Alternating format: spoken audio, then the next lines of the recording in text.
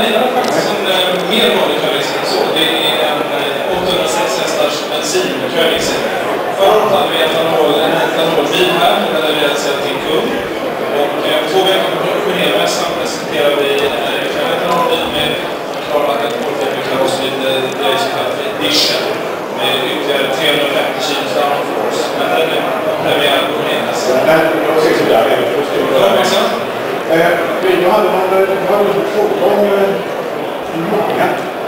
Hur många bilar har du inte en sån? Ja, det är en bra fråga. Så kanske många vill Gör så här. Ja. Den första kundbilen levererade vi år 2002.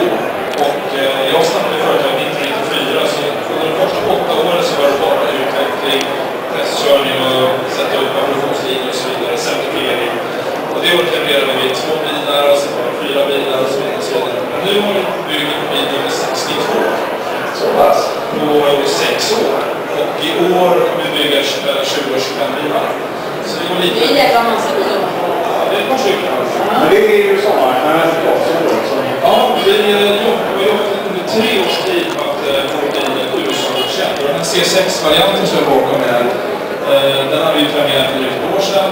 Men vi lyckades vinna i USA nu i höstas så har vi 5 bilar i SUS. Då exploderar marknaden. Ja, så det är ungefär dubbla världsmarknaden man får ut. Kör du på vissa delar med kommand?